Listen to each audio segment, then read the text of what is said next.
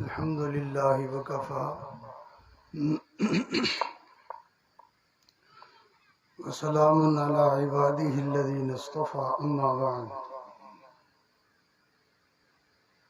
أعوذ بالله من الشيطان الرجيم بسم الله الرحمن الرحيم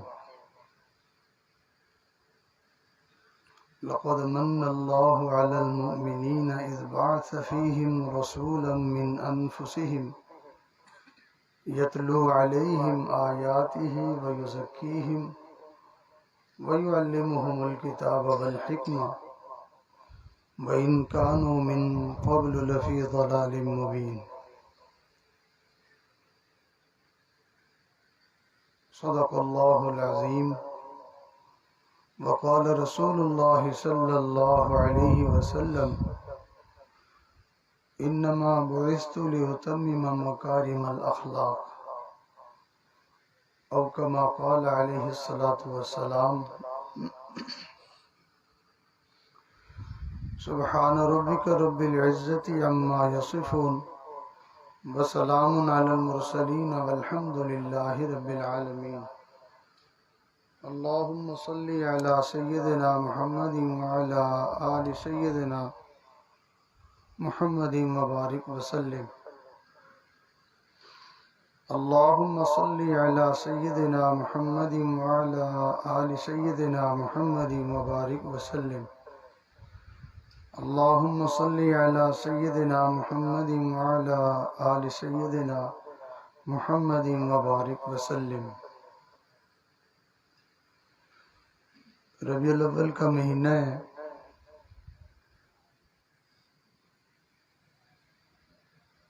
ہمارے بزرگوں کا یہ معمول رہا کہ وہ اکثر و بیشتر نبی علیہ السلام کے صورت اور سیرت کے تذکرے فرماتے رہتے تھے کہ جس سے دلوں میں محبت رسول زندہ ہو جائے، بلکہ پہلے سے زیادہ بڑھ جائے اور نبی علیہ السلام کی تعلیمات پر عمل کرنا آسان ہو جائے۔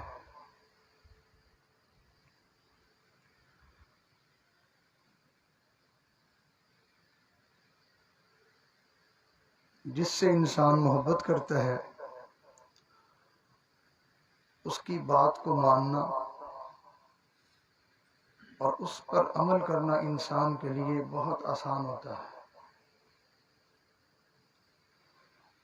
بلکہ اگر محبت زیادہ ہو تو انسان کے دل کی خواہش اور چاہت ہوتی ہے کہ مجھے کوئی اس کی بات پوری کرنے کا موقع مل جائے۔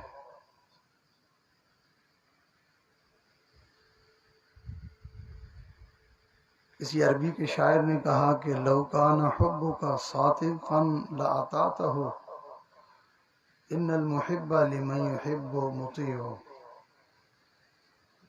اگر تو اپنی محبت میں سچا ہوتا تو اپنے محبوب کی اطاعت کرتا، اس لیے کہ ہر محب اپنے محبوب کا مطیع اور فرما بردار ہوا کرتا ہے۔ تو نبی علیہ السلام کی محبت ہمارے لیے ایمان کی بنیاد ہے، اور اس محبت کے اندر شدت ہونا ضروری ہے۔ ڈھیلی ڈھیلی اور ہلکی ہلکی محبت یہ انسان کو اطاعت کے راستے پہ نہیں چلاتی ہے۔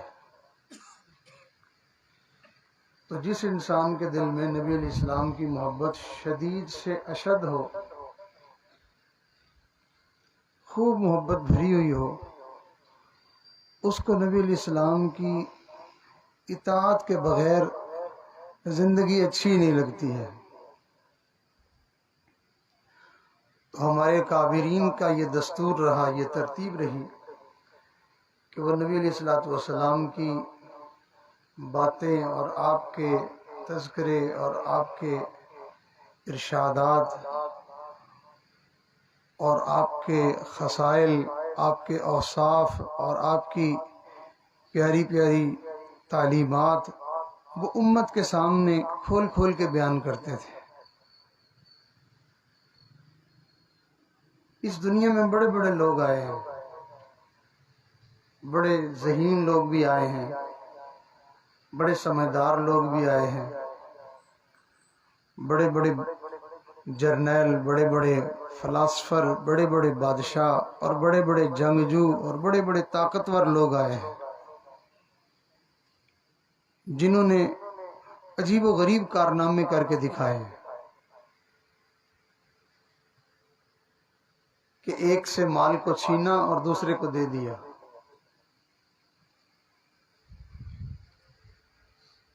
ایک کو ذلیل کیا اور دوسرے کو عزت والا بنا دیا، اور اپنے دشمنوں کے اوپر ایسے ظلم ڈھائے کہ ان کو روپوش ہونے پہ مجبور کر دیا۔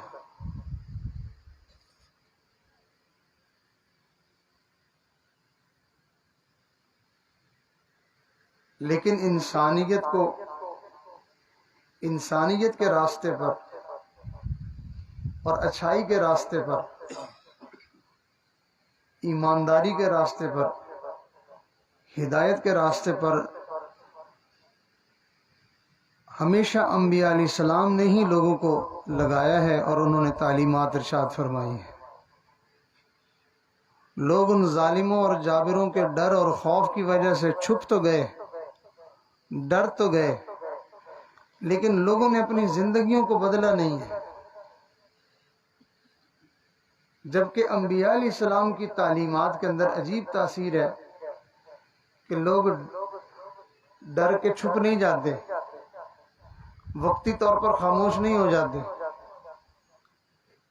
بلکہ اندر سے ہی ان کی زندگیاں بدل جاتی ہیں۔ اللہ کا خوف اور اللہ کی محبت ان کے دلوں میں ایسی اتر جاتی ہے کہ رات کی تاریکی ہے، اندھیرا ہے، کوئی بھی دیکھنے والا نہیں ہے، اللہ کے خوف کی وجہ سے ایک لمحے کے لیے بھی وہ کسی کو تکلیف دینا، کسی کو نقصان پہنچانا، یہ تو دور کی بات ہے، اس کا تصور اور خیال بھی دل میں لانے کو وہ تیار نہیں ہوتے۔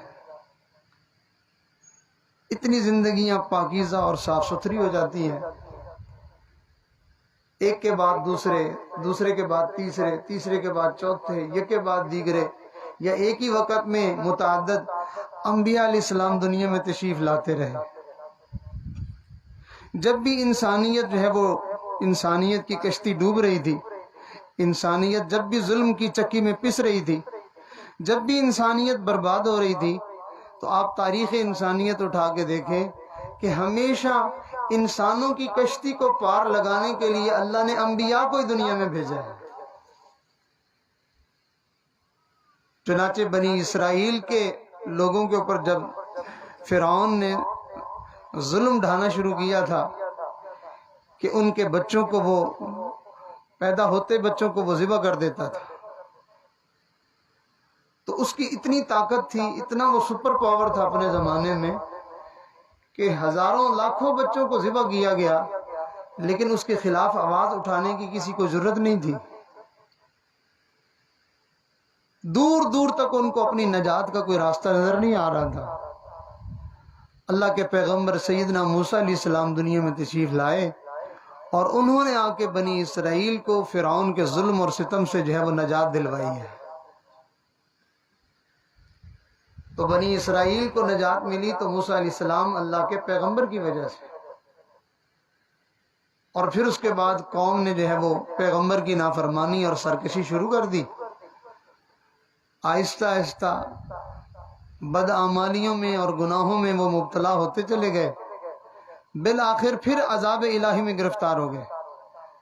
پھر اسی قوم کو اللہ کے پیغمبر حضرت دانیال علیہ السلام نے آ کے ان کی جان چھڑوائی اور ان کو نجات دلوائی۔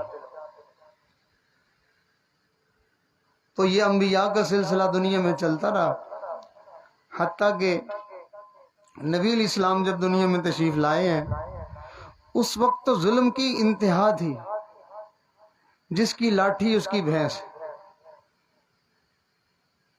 انسانیت نام کی لوگوں میں چیز نہیں تھی، چند دوست بیٹھے ہوئے گپے مار رہے ہیں، خیال بنا ہے کہ بھئی ہم گوشت کھاتے ہیں، تو ایک زندہ کھڑا ہوا جانور ہے اس کو جا کے تلوار کا ایک وار کیا ہے اور اس کے جسم سے گوشت کا ٹکڑا کاٹا ہے اور اس کو کاٹ کے سب نے جو ہے وہ بنا کے کھانا شروع کر دیا ہے۔ اب اس جانور کی طرف سے کسی کو کوئی کیا کہہ سکتا تھا؟ کوئی بولنے والا نہیں تھا۔ بوڑھے ماں باپ کے ساتھ ظلم ہو رہا تھا، کوئی بات کرنے والا نہیں تھا۔ معصوم بچیوں کو دوسرے کیا خود باپ ہی زندہ پکڑ کے زمین کے اندر دفن کر دیتا تھا، کوئی آواز اٹھانے والا نہیں تھا۔ کسی کی فریاد رسی، ظلم کی تاریک رات کا دور دور تک کوئی سویرا، کوئی اجالا ہوتا ہوا نظر نہیں آ رہا تھا کہ نبی علیہ السلام اس وقت میں دنیا میں تشریف لائے کہ لوگ اتنی پستی اور اتنی ذلت کی زندگی میں جا چکے تھے کہ ان کو اپنے اور پرائے کی بھی پہچان نہیں تھی، حتیٰ کہ ان کو ماں اور بیوی میں بھی تمیز نہیں تھی، اور اس قدر وہ ظلمت میں جا چکے تھے کہ انہیں خدا اور مخلوق میں بھی امتیاز ختم ہو چکا تھا۔ اب آپ اندازہ لگائیں کہ ایسے میں کیا انسان ہوتا ہے۔ چند دن پہلے ہمیں ایک جگہ ایک صاحب ملے جو مکہ مکرمہ کے مقیم تھے، تو یہاں آئے ہوئے تھے، اصلاً پاکستان کے تھے لیکن مستقل وہیں انہوں نے رہائش ایک عرصہ دراز سے، گویا کہ یوں کہیں کہ انہوں نے ہوش ہی وہیں سنبھالا تھا، کچھ 45-50 سال ان کے زندگی کے وہیں گزرے۔ تو وہ بتانے لگے کہ ہماری ملاقات ہوئی، ایک جماعت آئی ہوئی تھی افریقہ کے علاقے سے، اتنا اونچا لمبا قد تھا اس کا اور بڑے بڑے ہاتھ اور لمبے لمبے بازو تھے ان کے۔ تو ان سے ہماری ملاقات ہوئی، حال احوال ہوا، تو پتہ چلا کہ یہ انسان آدم خور انسان ہے۔ تو اب جو ہے وہ عربی بولتا تھا، تو کہا کہ میں نے اس سے عربی میں بات کی، تو میں نے دیکھا کہ اس کی ہاتھوں کی انگلیاں لمبی لمبی ہیں اور ٹیڑھی ہوئی ہوئی ہیں، اور شکل بڑی عجیب ہے، اور اتنا لمبا تڑنگا اونچا آدمی ہے۔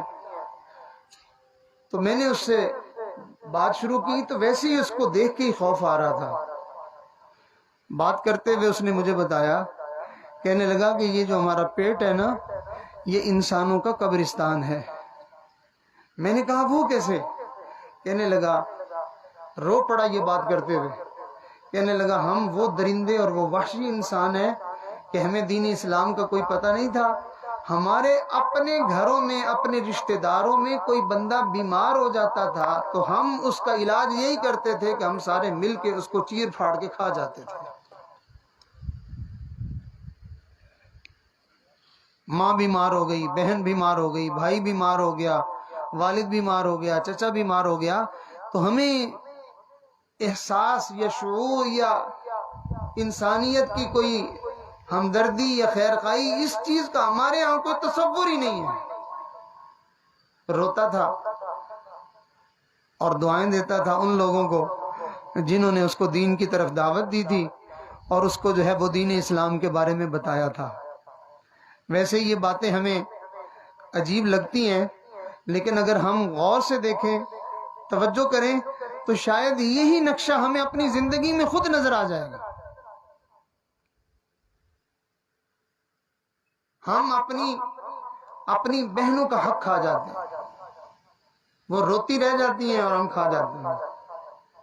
ہم غریب کے اوپر ظلم کرتے ہیں، ہم یتیم کے اوپر ظلم کرتے ہیں، ہم بوڑھوں کے ساتھ ظلم زیادتی کرتے ہیں۔ ہمیں انسانیت کا، جیسے بندے کو جو ہے وہ کوئی انسانیت کا اثر نہیں ہوا ہوتا، انسانیت جو ہے وہ ہم نے دیکھی سنی نہیں ہوتی، ہم ایک زندگی ایسی لیے پھرتے ہیں کہ جو شکل تو انسانوں جیسی ہے، لیکن دین کی سمجھ نہ ہونے کی وجہ سے اگر وہ زندگی جانوروں کے سامنے پیش کر دی جائے تو شاید وہ بھی شرما جائے۔ تو نبی علیہ الصلوۃ والسلام دنیا میں اس وقت تشریف لائے تھے جس وقت شرم و حیا نہیں تھی، جس وقت جو ہے وہ کوئی کسی کو عزت دینا نہیں جانتا تھا، کوئی کسی کے ساتھ ہمدردی اور خیرخواہی کرنا نہیں جانتا تھا۔ ایک مرتبہ ایک صحابی نبی علیہ السلام کی خدمت میں حاضر ہوئے، تو انہوں نے اپنی گود میں انہوں نے اپنی گود میں ایک چھوٹی سی بچی کو اٹھایا ہوا تھا.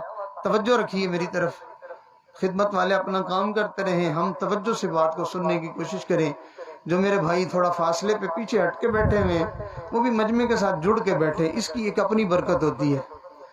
تو اللہ تعالیٰ بندے کو مجلس میں مل کے بیٹھنے کی وجہ سے انوارات اور برکات نصیب فرماتے ہیں. ایک صحابی ہیں، تو انہوں نے گود میں چھوٹی سی بچی کو اٹھایا ہوا ہے اور اتنا اس سے پیار کر رہے ہیں، اس کو جیسے سینے کے ساتھ ہی چپکایا ہوا ہے، بار بار اس کو بوسہ دیتے ہیں، پیار کرتے ہیں، اور محبت کی وجہ سے ان کی عجیب حالت ہے. تو اس طرح سے وہ بچی کو لے کے نبی علیہ السلام کی خدمت میں حاضر ہوئے.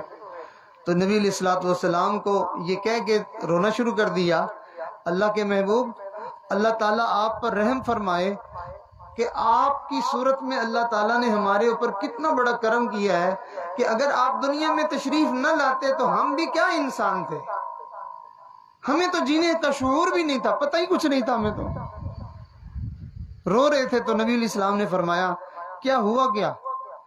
کہنے لگے یا رسول اللہ صلی اللہ علیہ وسلم، میرے گھر میں بچی کی امید تھی، تو میں جو ہے وہ سفر پہ گیا ہوا تھا.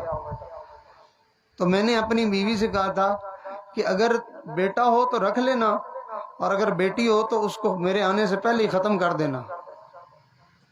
جب میں گھر آیا تو میری بیوی کو اندازہ تھا کہ میں اب سفر سے واپس آنے والا ہوں. تو ہمارے گھر میں جو ہے وہ بچی کی ولادت ہوئی. میں نے پوچھا کہ اللہ نے کیا دیا ہے، بیٹی ہوئی بیٹا ہوا؟ تو اس نے کہا بیٹی ہوئی تھی تو میں نے اس کو ختم کر دیا ہے.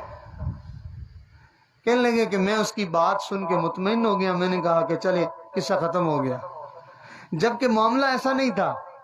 معاملہ یہ تھا کہ بیوی کو جو ہے اس کو اپنی بیٹی سے بہت محبت تھی، پالتی پوستی رہی. جب اس کو پتہ چلا کہ اس کے والد آنے والے ہیں تو اس نے بچی کو جو ہے وہ اس کی خالہ کی طرف بھیج دیا.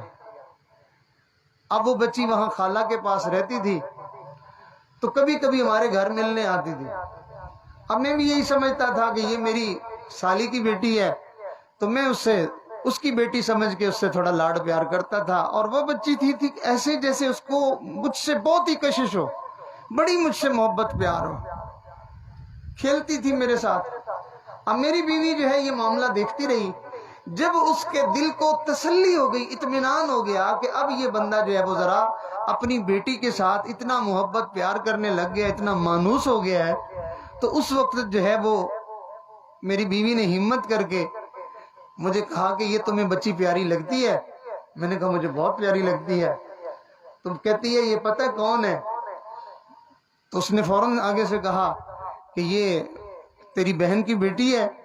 کہا نہیں، تم خوش ہو جاؤ کہ یہ تمہاری بیٹی ہے. کہتی میرا خیال یہ تھا کہ اس کا دل خوش ہو جائے گا کہ یہ میری بیٹی ہے، مجھے اتنی پیاری لگتی ہے. لیکن وہ صحابی کہتے ہیں اللہ کے نبی، یہ بات سن کے میرے اندر کی دیوان جو ہے وہ درندگی جاگ گئی، میرے اندر کی درندگی جاگ گئی. میں نے اس وقت تو محسوس نہ ہونے دیا، خاموش ہو گیا. 2-4 دنوں کے بعد میں نے اپنی بیوی سے بہانہ بنا کے اس کو کہا کہ میں نے بازار جانا ہے، تم اس بچی کو جو ہے وہ میرے ساتھ بھیج دو. اب اس کو تسلی تھی کہ یہ اتنا لاڈ پیار کرتا ہے، محبت کرتا ہے، تو لہذا کیا شک شبے والی بات ہے. اس نے بیٹی کو میرے ساتھ بھیج دیا. یہ بات کر بھی رہے تھے اور رو بھی رہے تھے. اور صحابہ فرماتے ہیں نبی علیہ السلام ان کی اس قصے کو، اس واقعے کو سنتے جا رہے تھے اور آپ کی مبارک آنکھوں سے آنسو بارش کی طرح ٹپ ٹپ گر رہے تھے. یا رسول اللہ صلی اللہ علیہ وسلم، میں نے اس بچی کو لیا، شہر کی بجائے میں اس کو جو ہے وہ جنگل کی طرف لے کے چل پڑا. وہاں جا کے میں نے اس کو جو ہے وہ اس کے لیے گڑھا کھودنا شروع کر دیا. اور وہ معصوم سی چھوٹی سی بچی تھی، میں گڑھا کھود رہا تھا اور مٹی جو میرے کپڑوں پر پڑ رہی تھی تو وہ آگے ہو کے جھاڑ رہی تھی کہ آپ کے کپڑے خراب ہو رہے ہیں. مجھے پھر بھی رحم نہیں آ رہا تھا. بالآخر جب میں نے گڑھا کھود لیا تو میں نے اس کے بالوں سے یوں پکڑا اور اس کو گڑھے کے اندر ڈال کے اس کے اوپر جو میں نے مٹی پھینکی تو وہ چیخی کہ میری آنکھوں میں مٹی پڑ رہی ہے، میرے سر میں مٹی پڑ رہی ہے، میری سانس بند ہو رہی ہے. اللہ کے نبی مجھے رحم نہیں آیا. مجھے ترس نہیں آیا. مجھے جب بھی یاد آتا ہے میرے دل کے ٹکڑے ہو جاتے ہیں, مجھے سمجھ میں نہیں آتی ہے میں کروں کیا. تو اللہ کے نبی وہ یوں ہی تڑپتی رہی, وہ چیختی رہی, میں اس کے اوپر مٹی ڈالتا رہا, یہاں تک کہ اسی طرح اس کا دم گھٹا اور اس کی آواز آنا بند ہو گئی. یوں میں ایک درندہ, انسان نما درندہ, میں یوں واپس لوٹ آیا. اللہ نے ہمارے اوپر مہربانی کی, آپ رحمت للعالمین بن کر تشریف لائے اور آپ نے جو ہے وہ انسانیت کا ہمیں درس دیا, ہمیں جینے کا شعور دیا, اور اللہ تعالیٰ کے جو ہے وہ رحمتیں اور مہربانیوں کی تعلیم آپ نے ہمیں ارشاد فرمائی. دوسروں کی ہمدردی اور خیرخواہی کا احساس آپ نے سکھایا. آج ہماری کیفیت یہ ہے کہ کسی اجنبی اور غیر کو کوئی کانٹا چبھتا ہے تو درد ہمیں اپنے دل میں محسوس ہوتا ہے. اگر آپ نہیں تھے تو ہماری بیٹی جو ہے وہ ہمارے سامنے تڑپ رہی تھی اور ہمارے اندر احساس نہیں تھا. اللہ کے نبی آج وہ میری بیٹی تو نہیں ہے, یہ میرے جو ہے وہ پڑوسیوں کی بچی ہے جس کو میں ساتھ لے کے آیا ہوں. اب میں اس کو سینے سے لگا کے اس کو چومتا ہوں اور اپنی بیٹی کو یاد کر کر کے روتا ہوں.